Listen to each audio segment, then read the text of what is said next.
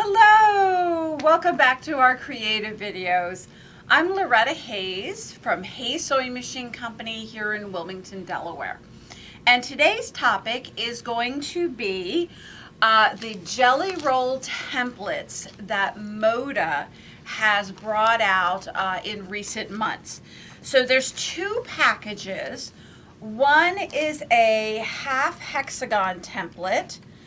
And the other one is actually an assortment pack that has a square, a hexagon, a triangle, a tumbler, and a circle. So can you pan down here, Pam? So you can see the templates here on the table. These have all been designed to work with jelly rolls, because jelly rolls are such a popular pre-cut. So jelly rolls come a couple of different ways. They come in what the original name was from, in a roll, hence the name jelly roll. And they also come in flat packs now as well. So depending on what company produced them, you'll have a slightly different look. However, all of them are the same in the fact that all jelly rolls are 2.5 inches cut, and they go from salvage edge to salvage edge. So you have 44 to 45 inches of fabric in a pre-cut strip. And they're wonderful because, majority of the cutting is done. The kind of boring, have to do 25 strips is completely done for you. Most jelly rolls will have about 40 strips in it. And what is also wonderful is they are coordinated within that strip. So oftentimes I have students, they'll say to me, oh, I'm not so good at picking colors and that kind of thing. So jelly roll is a wonderful solution to that because the colors are picked for you. If you like the jelly roll, you are going to love the quilt that you make from it. So let's start out with the single template, which is the half hexi. So this is the largest of the templates. You'll notice on the back, I have applied some Handy Grip. Handy Grip is a product that is designed for doing quilting rulers, but is so helpful when you're using your cutting rulers. It's like sandpaper, but not. So sandpaper eventually would rub smooth. Handy Grip always has the grip to it. And what I love about it is it comes in a package. It appears like in the package that they have 1-inch grids, but you can cut whatever you would like to. We just need a little bit, so I did like a 1/2-inch piece on each side here, just to kind of keep my ruler from shifting at all. So we're going to go ahead. I've got the grip on the back there. We're going to take and pick out a few jelly rolls. And what's wonderful about this is you could layer up multiple jelly rolls. So you don't have to do like a jelly roll at a time, a strip at a time. I'm going to go ahead and layer up 4. What I found from experience is that if I do somewhere between 4 and I max out at 8, depending on the shape, I can cut very accurately. So we're going to take and lay our template down, and what you will find is the top and the bottom of the template are going to line up right with the cut edges of the strip. So I don't really need to cut the top or the bottom. What I will be cutting is the sides. And what is awesome about this half hexagon is they have also taken and dog-eared the corner. So we can come in and we can do our little cut here and then our little cut here. And so we'll just go through.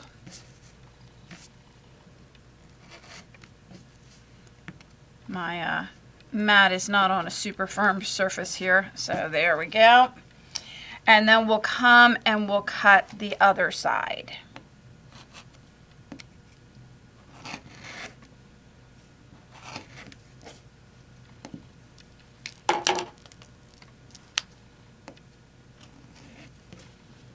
There we go. And just that easily, we have cut half hexagons. So a half hexagon is literally what it says. If we join the half hexagons together, we get one whole hexagon. And it's a fairly decent sized shape. But the half hexagon is also what we used to create the braid. So you can see how if we take the half hexagon this way, okay, and we start stitching it. And so if you can imagine, let's come all the way down here to the bottom, Pam. All right, so you would start out by sewing this seam together right here. Then what would happen is the next half hexagon will go right on the top there. Once you've got that seamed, you would then find that this lines up, and you can simply walk your way all the way up a braid. So super, super easy layout to do. And you can cut your braids. So at the end here, what we did is we had some extra, so we just chopped that off and squared up our braid in order to make a really cool table runner. We did 2 of them. So super, super easy to do.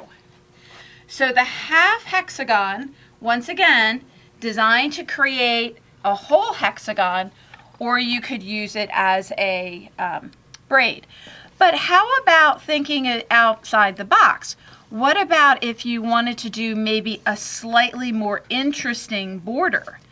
Can you see how if we flip it alternating back and forth and then piece them together, we're then going to get a very nice scrappy looking border. And here's the joy of having the dog ear cut off.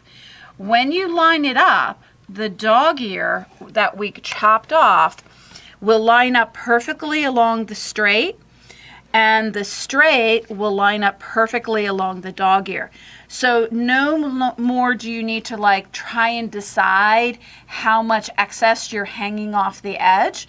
You simply line up the flats and do your 1/4 inch seam with your 1/4 inch foot, and boom, when you flip it up, you're going to get a perfectly straight border.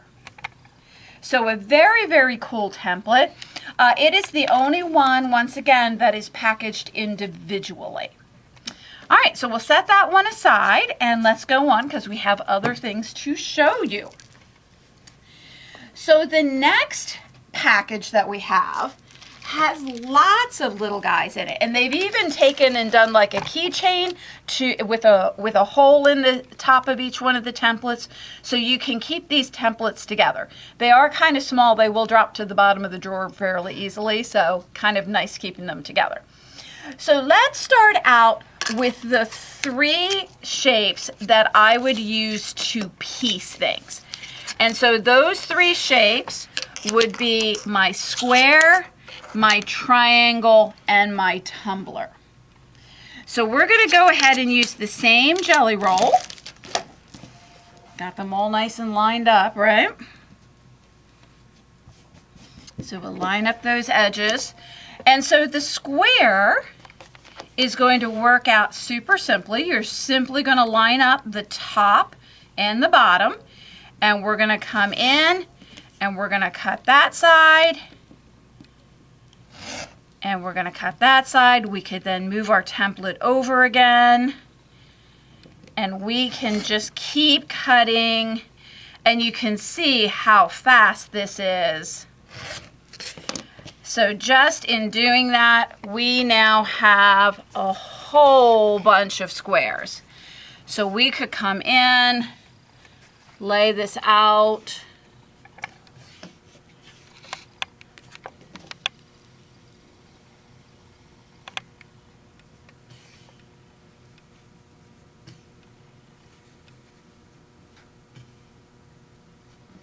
This is looking really pretty. Definitely. So we could do this. I think we should do it that way. We'll go like that. And I think we should cut one more, Pam, because then we will have a perfect 16 square block.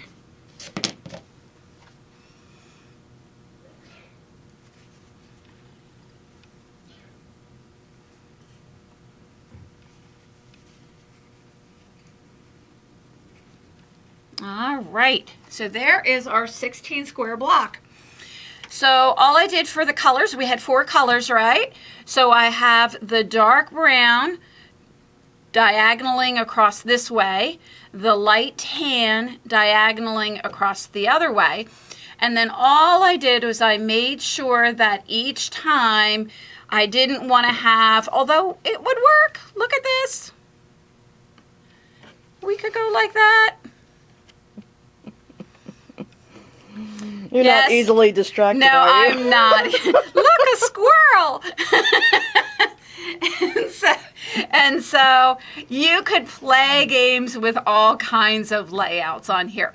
But super, super simple. You didn't have to take a look at measurements on a ruler. You just laid the template down, cut along the edges, and created your block. So there is our squares. So the next thing that we could do is our tumbler. So we're going to take the same strips, just need to line up a little bit.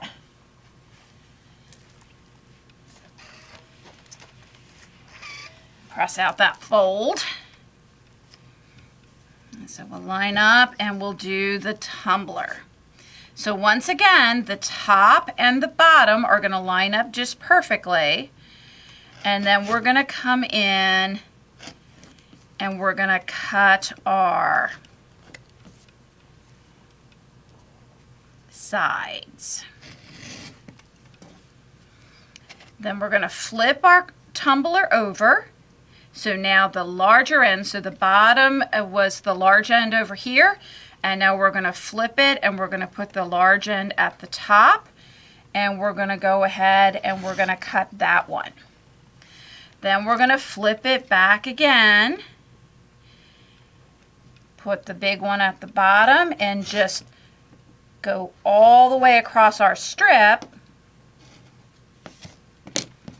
and create our tumblers. So the tumblers could be done in rows, just flipping back and forth.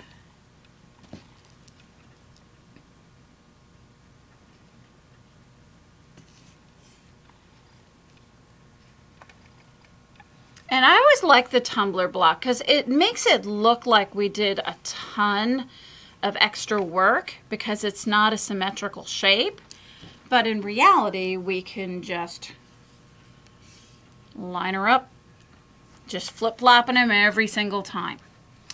So we could come in and we could do these in rows. And if Pam, if you don't mind flipping up here, you'll see what we're going to do with the triangle one. But can you see how with the tumbler row could be where we have the triangle here? And then you could do tumblers right next door to each other. Or you could do what we did here with the triangle, which is we put a jelly roll, a 2.5-inch strip in between.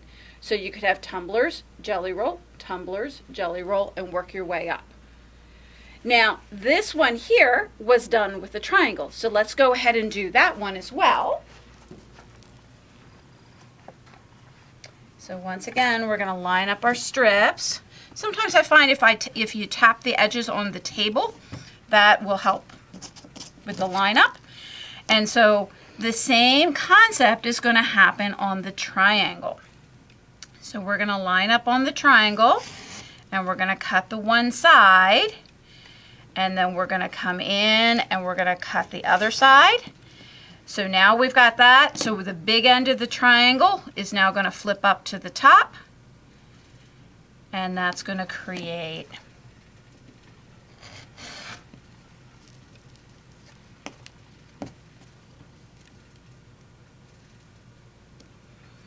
and we'll just work our way backwards and forwards.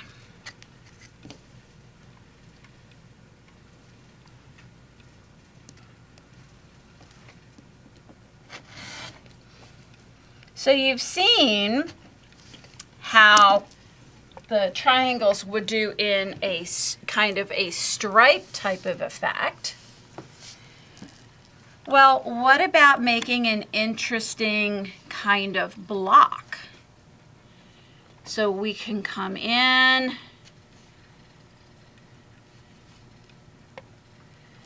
and what's nice about these triangles is these triangles are not, they're equilateral. So in other words, they are going to be the same no matter what direction you turn them.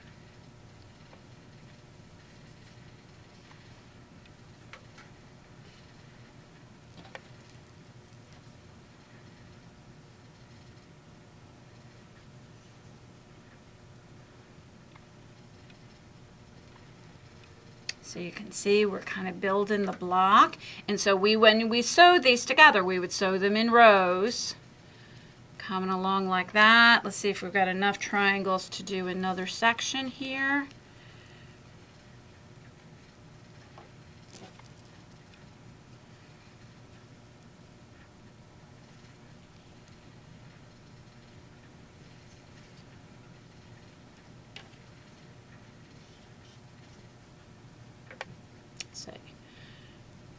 I never have to do the Amish thing, you know, I need to add a mistake because only God is perfect.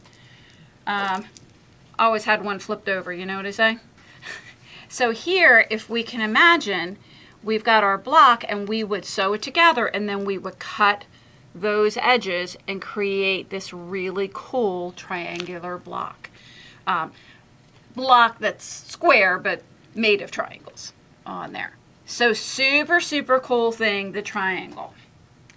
Now, these three shapes, the triangle, the tumbler, and the square.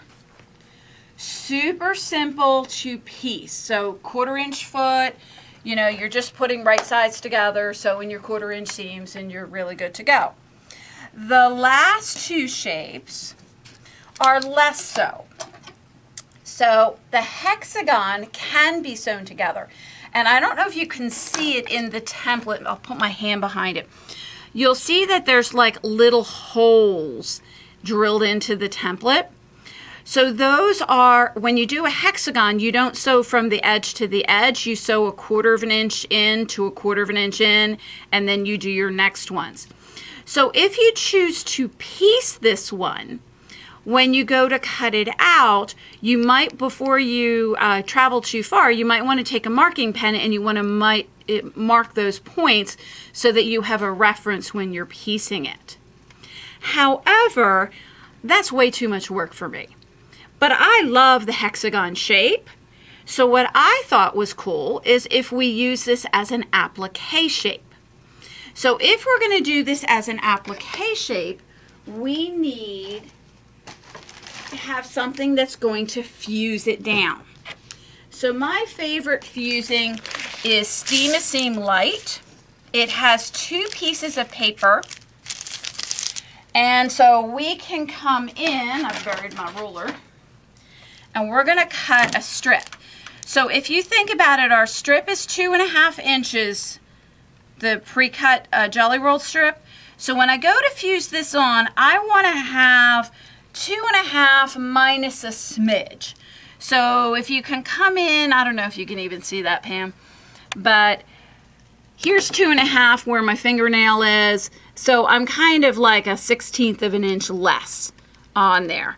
So 1/16 of an inch is way too much math thing. So 2.5 minus a little bit. So now we're going to go ahead and we're going to cut our strip. And we can take that strip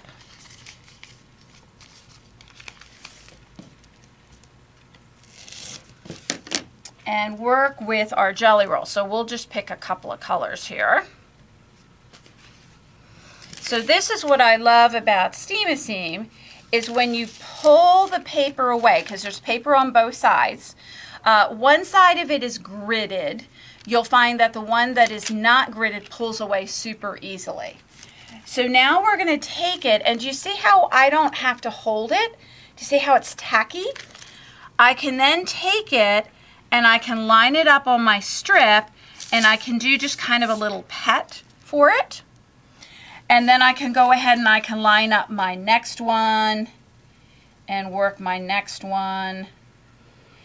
And so the advantage of this is that you can do all of this on the table where you could line up a whole bunch of them at one time and then take them over to the ironing board. But when you take them over to the ironing board, nothing is going to be shifting. So that's the reason why if you think about, like, say, a sunflower, you've got the center and you've got all these little petals to fiddle with. You could kind of tack that all down on a nice big flat area and then take it over to the ironing board to iron. So now we're going to just come over and we're going to do a press. And whenever you're using fusibles, it is a press rather than an iron. So don't think like ironing a shirt.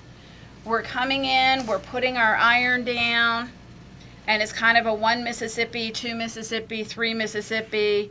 I'll move a little bit further forward. Okay, and we've pressed it down.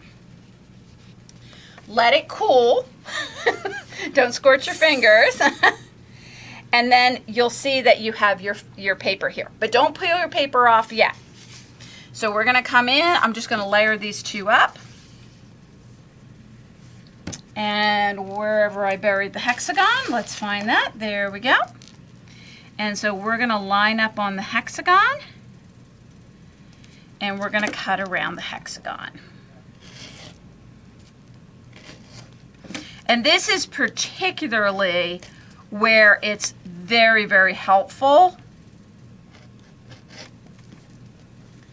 to have the handy grip on the back, because you're cutting a lot of sides, and things will shift on you if you don't have the handy grip. All right, so now we've got 2 hexagons, and cut the end that didn't have all the stuff, Pam.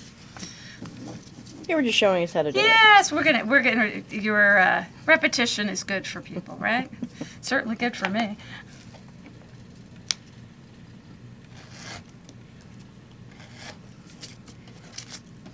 All right, let's try this one more time.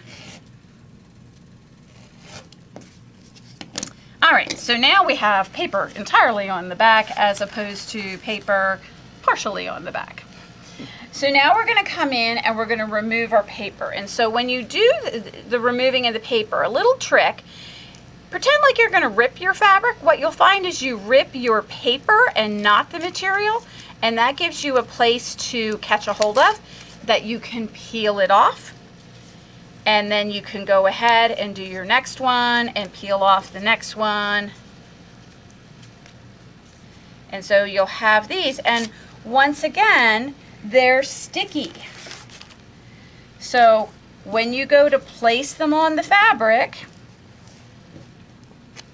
okay, you can position them.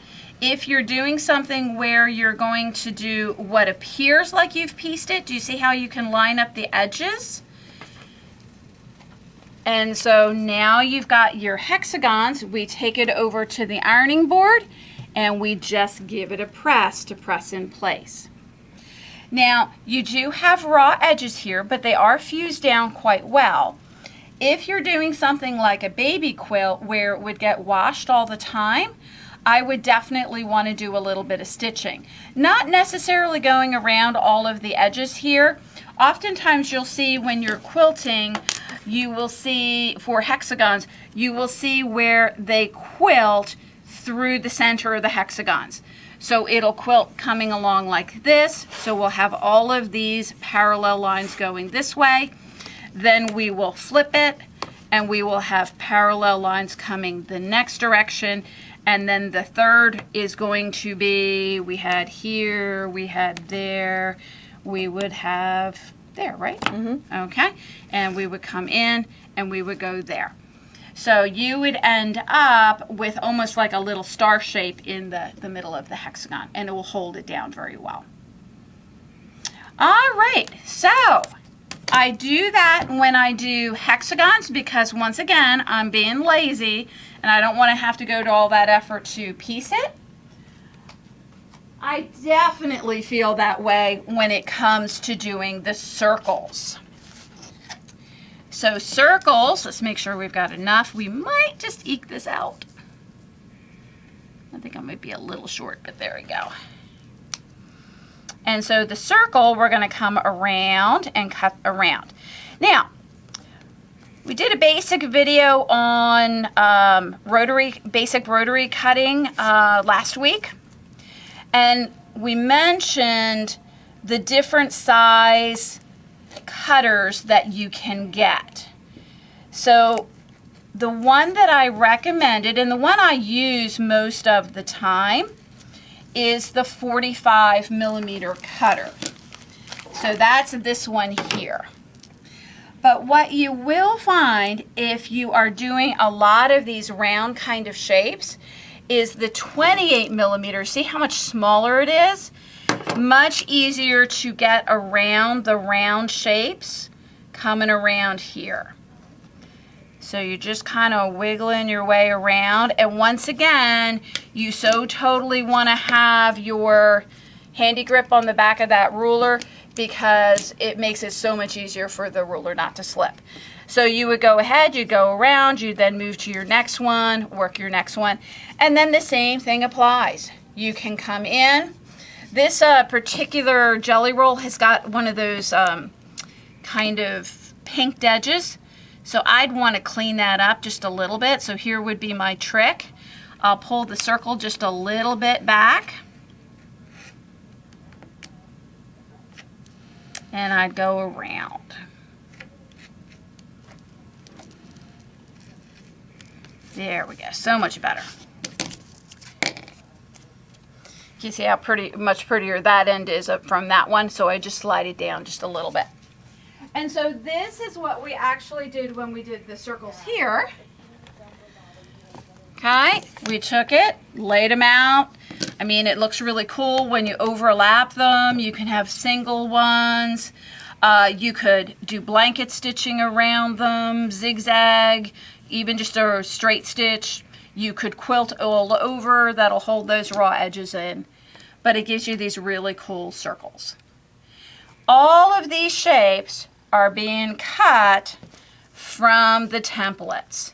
So in that one package of templates, we've got the triangle, the square, the tumbler, the hexagon,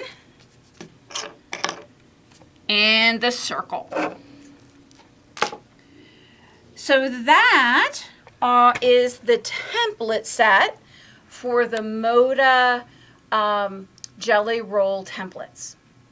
So I hope you've been inspired by some of the shapes that you can do and also the ease of doing this. We will see you next time, and Pam is going to be doing a basic tutorial on all of the walking feet that are now available, because they have some basic ones, but they now have some more advanced ones. So we'll see you next week.